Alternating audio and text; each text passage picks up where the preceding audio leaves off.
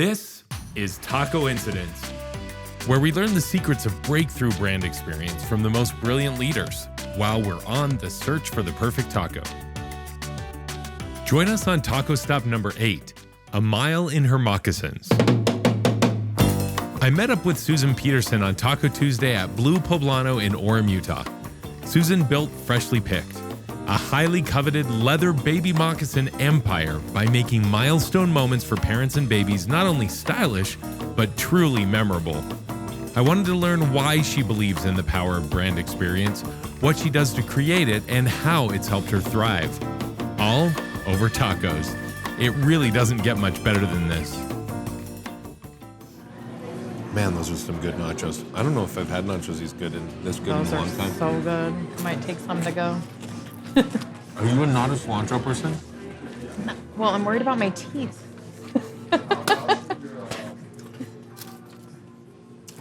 Yeah.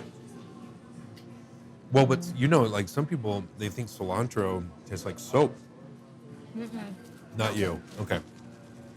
It's like a gene. Not everyone has it. This is so good.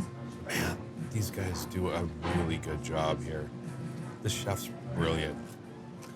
His hog jowl taco, you've had that at Black Sheep? Mm-hmm. Oh. Okay, let's do this. I love the blue corn too. These are so good. Like I'm so excited to sit down and talk with you because I don't have my own babies yet, but I have watched the crazy phenomenon of people being absolutely losing their mind over your baby moccasins. Mm-hmm. I've seen it. Like we've done some giveaways together with churros, and you guys have been amazingly supportive of some of the charity events that we've done, Churros for Change and things, and people go insane. They like almost like knock down, drag, like I want those, moccasins. How awesome is that? Well, it's working. You guys have been doing it for how it's been 9 years. This is our 10th year anniversary this year. Congratulations. Thank you. What are some of the things that you've found over the course of the year that have just been like key milestones in helping you? I mean, you've been on Shark Tank, which was a really big one. Yeah. I know that you've mentioned about another couple of really large milestones for you, but maybe just kind of take me back to where this all started. Like, how did you even baby moccasins? Yeah. I mean, did you? Yeah, so I grow up thinking I want to be a clothing tycoon. No. Especially like baby lifestyle. I would sketch a lot of stuff. Like I like to sketch like houses, or I like to sketch like clothes, but I did not have in my heart like, ooh, I'm going to design stuff and build stuff. Actually, I'm not a very good designer, which you don't have to be, right? To own a clothing company. I have a really good eye for it, and I have a really good eye for trend spotting, but I don't have a great eye for putting it together. Yeah, putting it together. Yeah. So when my son, when I had my daughter Hattie, so 12 years ago, Christian was in school, my husband was in school, and we were just really poor.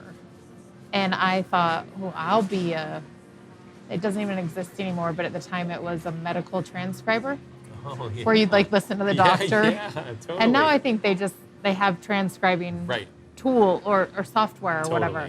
And I went to a semester of that at college. Cool. And I would rather dig my eyes out with a spoon than listen to people talk about medical stuff. Doesn't it sound terrible? Hey, I mean, I gotta hand it to you. You even tried. Right, I tried. I mean, you gave it the good old college try. It was not good. So, and then I had a friend who was like, I'm gonna make stuff and sell it online. And Etsy had just started, and I was like, I could do that. Like, I grew up, my mom sewed all our clothes. Okay. We weren't allowed to touch her machine, but I watched her sew everything, pants, dresses, shirts, jackets, everything.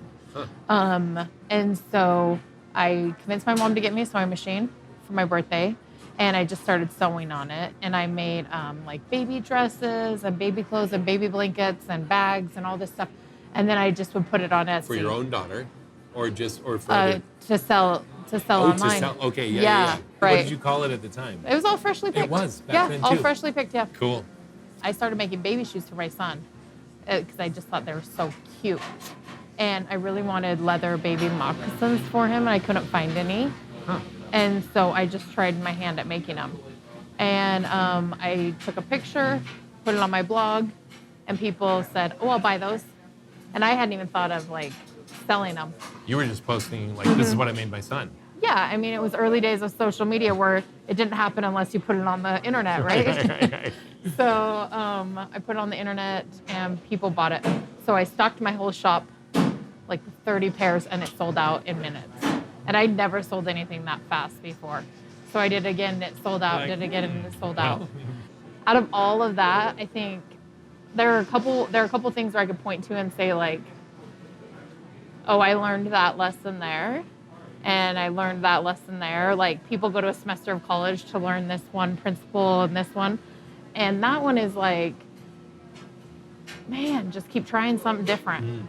Like, if something doesn't work out, but you feel like this is a path I want to go down, just keep trying something different. And it'll eventually work out, I think. And Wow. it never looks like how you start out. I thought I was going to sell baby clothes online. Baby clothing, yeah. Yeah.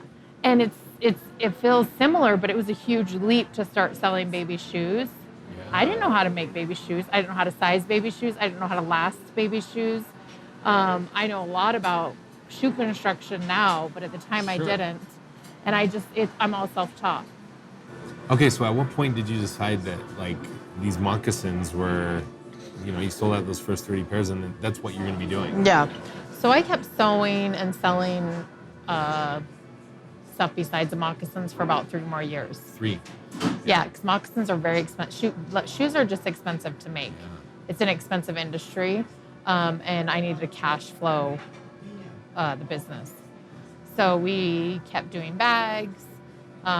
We did leather mouse pads at a time. And then we were making the moccasins, and we had just brought in a manufacturer. Yeah. We had brought on our first manufacturer. And I had like 30,000 followers on Instagram and decided like, hey, let's do a sell. We were still making everything to order then. So people order it, we'd make it, ship it out.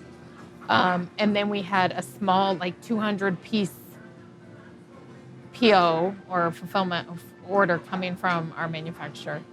And we did a sell and within like hours had sold 2,000 pairs of moccasins that we like didn't have the leather for, they weren't made. I didn't know what to do. Yeah. And so I remember calling my friend and being like, hey, like just actually I was crying, I was sobbing. Oh, no. And telling her how hard it was. And she was just like, boo-hoo, it's so hard to be successful. Right. And this friend has always been like super straight with me. And actually she was on my board for a long time. And she just like walked me through it, like tough loved me through it. And it was kind of like a Kickstarter in a way. We were able to like make a lot of cash, get product out to people, and then bring on manufacturing full time because of that. And so it was definitely this inflection point where like we stopped making everything else after that because moccasins, there was a runway for us to just make moccasins. Yeah.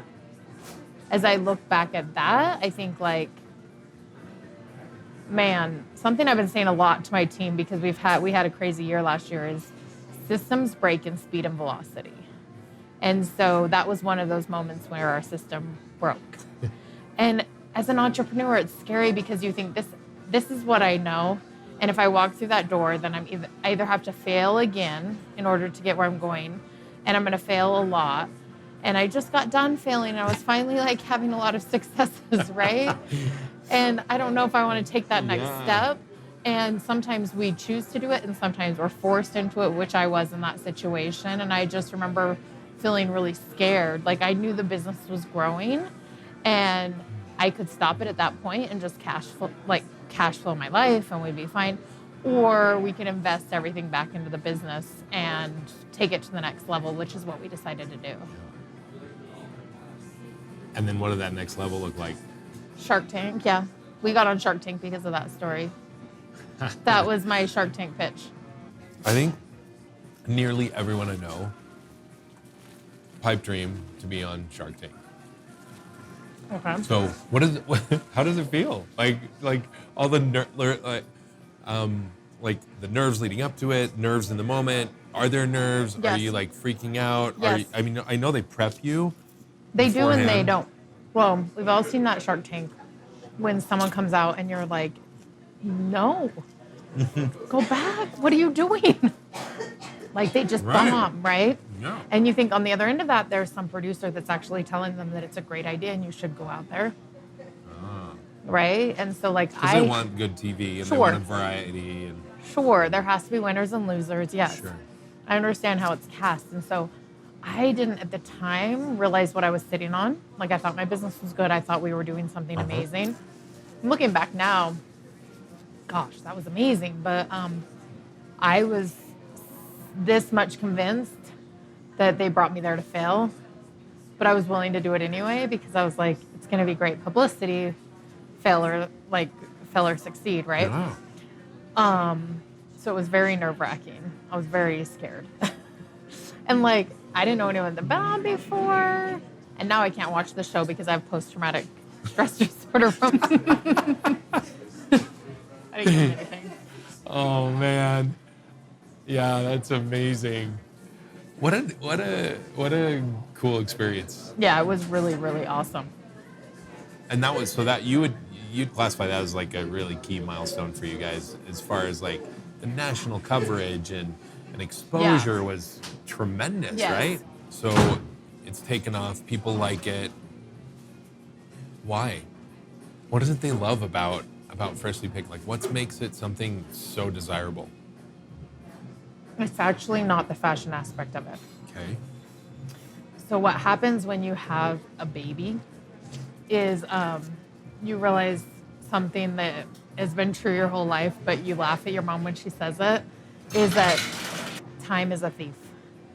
And you can't stop time, and time wins. And as a mom, I remember having these moments when my child was little and their chubby face, and you just, ugh, and thinking, I'll never forget this moment. And I can't remember what that moment is. And life just starts passing you so fast, and it feels like you're like holding onto their childhood like a snowball, and it's melting, and there's honestly nothing you can do about it. And it's terrifying, and it's sad, and it's beautiful, and it's wonderful.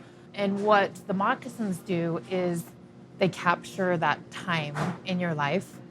And so when the moccasin is worn, you get a perfect footprint from your baby on the bottom. And there's scuffs on the toe from that time at the park when they fell down.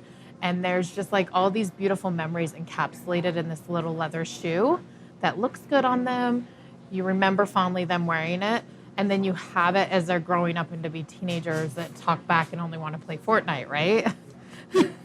And so that is where the brand essence and DNA comes from, is if we can help a mom mark this meaningful part of her life, like when you become a mother, that's really meaningful.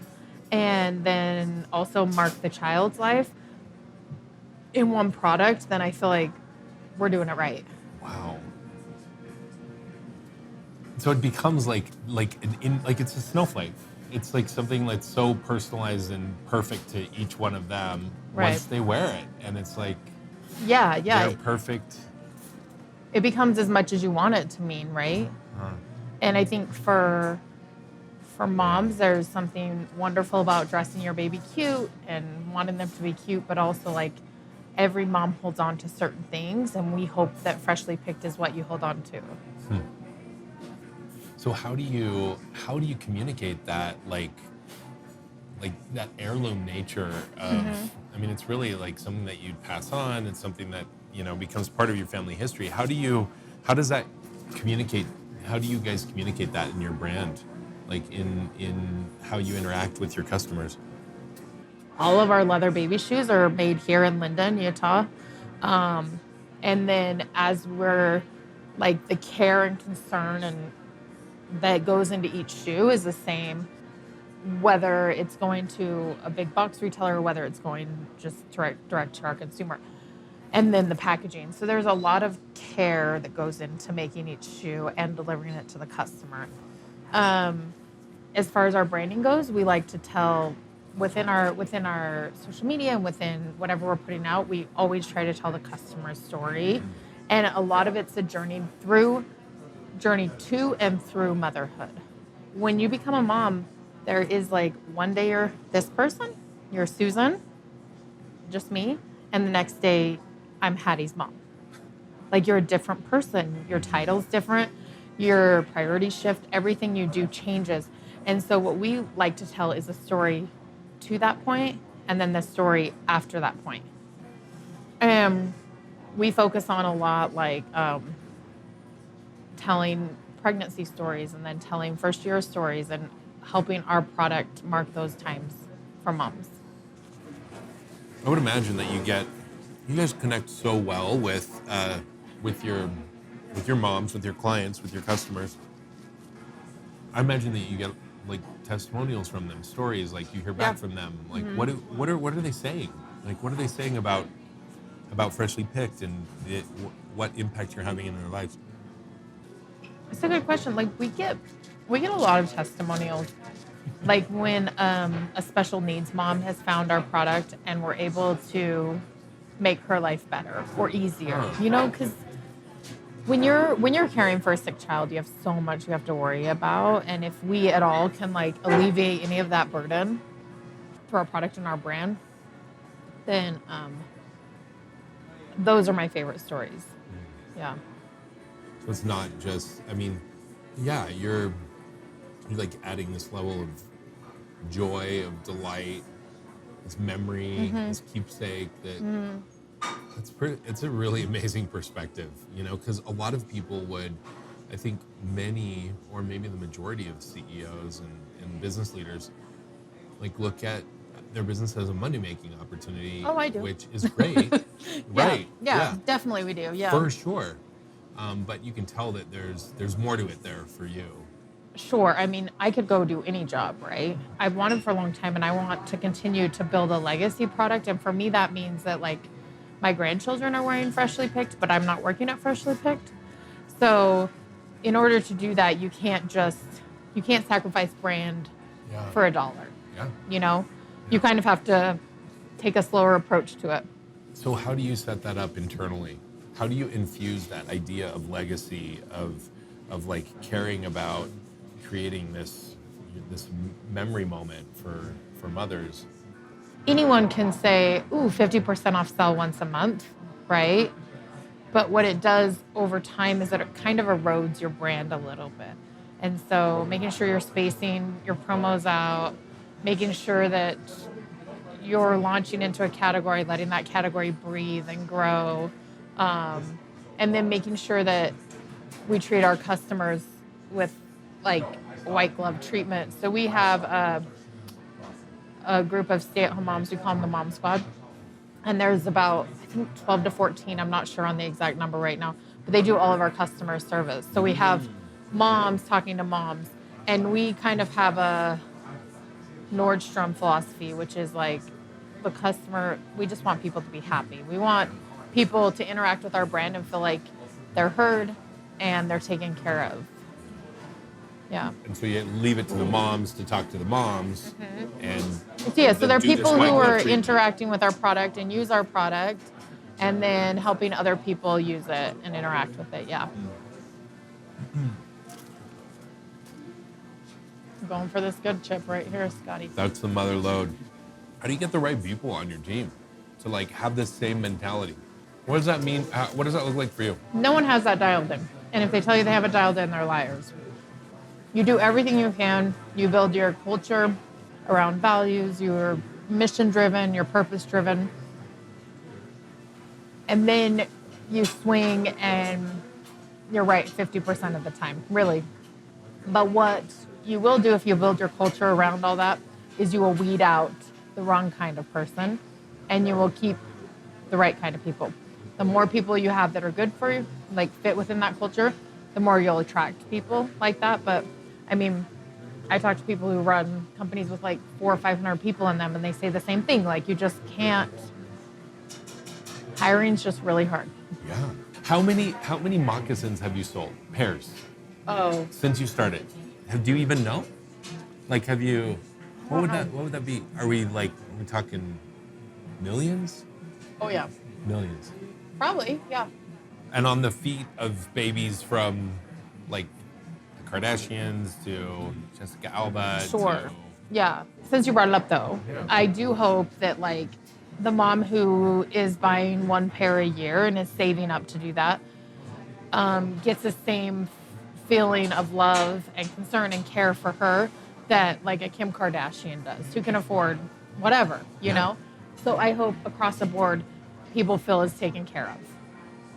And so feel like a VIP, really, right? Sure, I mean, yeah. If you're talking to Freshly Picked, we're talking back to you.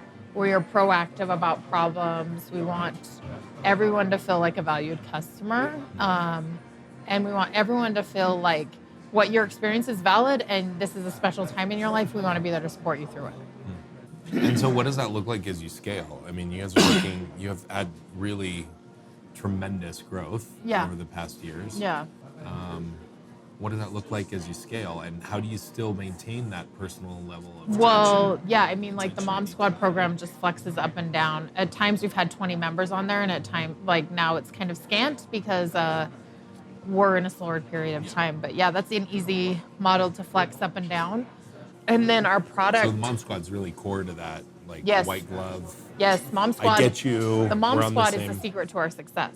One of them. You don't give away all your secrets, right? Yeah, one of the secrets, because I think it's really cool that like moms are helping moms. Yeah. You know? Instead of like some call center in Virginia or wherever. Where are call centers? Rexburg. That's where call centers are. So instead of like some call center in Rexburg, we have, you know, the mom who, our Mom Squad members are routinely having babies and outfitting their kids, and like they're in the trenches. Yeah, they're living what our customers are. And so if anyone understands them, they do. And I think like if someone comes to you frustrated, they just want to be heard, they want to be seen, they want to feel validated. And so that's what our team tries to do. Yeah. Mom Squad. I like envision these, like they're wearing like some sort of t-shirt with an emblem, like cape. For sure. You know, the wind's blowing, right? Yeah, exactly. Yeah, no, they're definitely they're amazing. That's so awesome. How do you find the right moms? Because mostly now it's word of mouth. Okay. Yeah. So like, hey, I'm on the Mom Squad. Is it like the secret club? Yeah, right. So the manager Brianna, she has a really good screening process that she puts everyone through. It's like actually, I tried to apply just to see the application process. Did you make it? No. She wouldn't hire me. But it's that's okay. You have another job, so yeah, that's right. okay. Yeah, something to fall back on. So it's a pretty in-depth process, and she really gets to know people before they work for her. Yeah. Wow.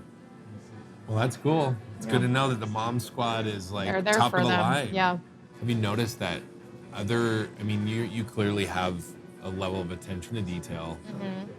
You're like solutions and results driven. You care deeply about your customers and your team. And I mean, those are all the key components to a thriving business. Yeah. Are there other things that you would say have really helped you guys thrive? Yeah, I mean, I think this last year, what I've really learned a principle around resiliency. And I think like, I don't give up, mostly because I don't notice when I'm in trouble. But I think like there were a couple times this year when it was pretty scary. Like we definitely really pulled through in 2018. And for me, what it looks like is you show up every day and you put in the work, and you're going to get results or you're not, doesn't matter, but you show up the next day and you put in the work. And keep at it. Yeah. And I don't blame people who quit. It's hard. Like being an entrepreneur is hard. It's lonely. It's mud in your face all the time. it's very vulnerable and really uncomfortable. And so, I mean, look, I wanted to quit a couple times, but I just kept getting up and going to work and being there and showing up, and it works out. And so I think what you work on building becomes something, and if you just leave it, sometimes it'll fall. So, does that answer your question?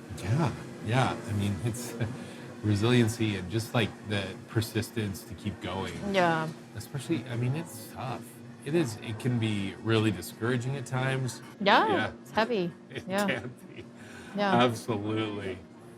You clearly have been able to differentiate yourself from other and set yourself up apart from other baby lifestyle clothing providers, Yeah. accessories, Yeah. because of the connection that you make with these moms and the quality of product that you have, Yeah. and how desirable it is. Why don't you think more business leaders figure out that sweet mix of like quality with this white glove, empathetic, I'm like memory building, meaningful Yeah. nature? Why don't more entrepreneurs or business people, business leaders understand that element of the importance of, it's not just create a great product. If you build it, they will come sort of thing, but there's additional effort to create a meaningful experience for them. I'm just wondering what your thoughts are, because we live in a world where there's just a lot of just transactions, like products, and nothing's like, or very little is exceptional. And so when we do get exceptional, like when the mom squad, and when I can call my mom squad and get like the answers to my questions, or feel heard or seen or understood, it stands out, because everything else we deal with is like mediocre or terrible. Yeah. From a customer experience perspective. Yeah. Yeah, I don't know why other people don't do it. I know for me, for Freshly Picked, we definitely want to be memorable. And we want people to remember, we want people to tell their friends. And so it needs to be like a 360-degree experience. I think a lot of people try, and I think what happens is you have to pick so many times. You have to pick, do we spring for expensive packaging, or do we spring for this other thing? And you really can't do it all. And so I think a lot of people try, and like even us, we're trying our best, and sometimes it hits off wonderfully and sometimes it doesn't. And Sure. so I think people are trying to, Yeah. And I think those that like really embrace that extra element, they're creating something memorable and special. People remember it and they spread the word, and those are the businesses that are really going to end up thriving and leaving a legacy like you're talking about. Yeah. So what does that legacy look like for you? Like, what does the company go on and do, or like, what do I do, or why do you want them to? What they say, grandma started this company. Right, like probably in the same way that the Johnson & Johnson kids are like, enjoy. It'd be awesome if like the legacy that I leave for my kids is like, it doesn't matter what you want to do, doesn't matter what it looks like you can achieve anything if you just go after it. And same thing for my grandparents. And I hope like as I build and set Freshly Picked off on its way, that can continue that, and then whatever I build after it can kind of stand up to that too. Yeah. That's so awesome. Like, put these moccasins on. This is what grandma built this. Right. We can do anything. Right. Yeah. Yeah. You want to create memories. You want Freshly Picked to be memorable. Mm-hmm. What advice would you give someone else to just do something a little bit more that's maybe feeling like the brand experience and customer experience seems a little bit nebulous? We had a really good example today on our Instagram stories where we have the Disney license for princesses. So last summer we put out Ariel, Belle, Cinderella, Sleeping Beauty, like the classics, Snow White. And we got a lot of feedback from moms that said, we don't see inclusion within this line. And we thought, you know what, you're right. But it was also like what Disney had given us. that was kind of our first foray. So we went back to Disney and we said, we really need Tiana and we really need Milan. And we requested Jasmine, but there's a Jasmine movie coming out this year, so they timed stuff.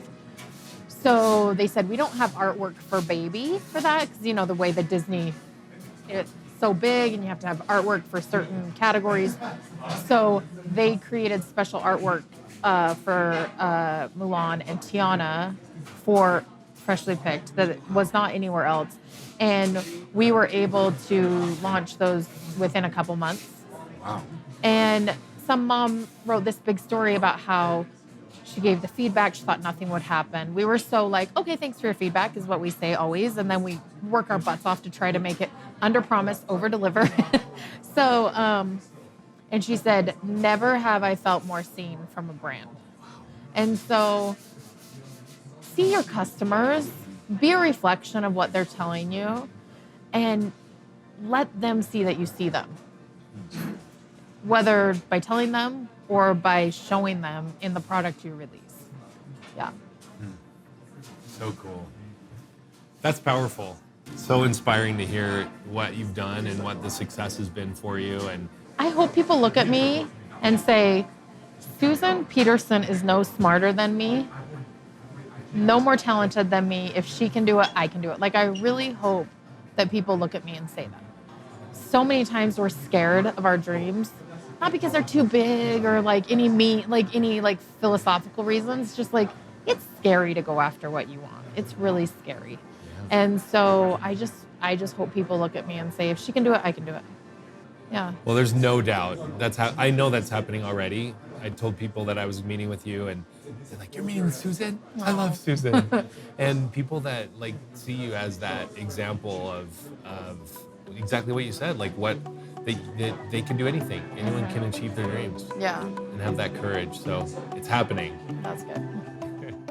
Special thanks to our host, Blue Poblano, for creating the ideal place for us to talk about brand and customer experience.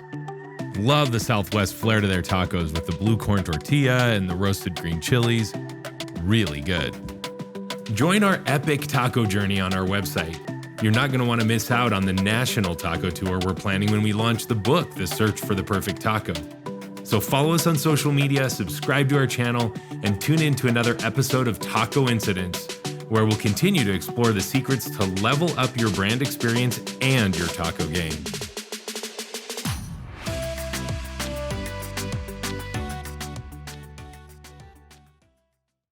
Okay, just throwing this in here. El Pilon. I'm excited to see these freshly picked moccasins on your grandbaby someday. Yeah, it'll be great. We should do a conversation with them. How far away is that from now? I'm only like 20, Scott. So. Right, no, I'm talking about your daughter. So she's 12. Okay, so we have at least 20 years. Okay. Yeah. At least, before she can start dating. Okay. Right. Yeah. So we'll just revisit this conversation in several decades down the road. Yeah, we'll put a pin in it. Yes. Yeah. Oh man, I love it.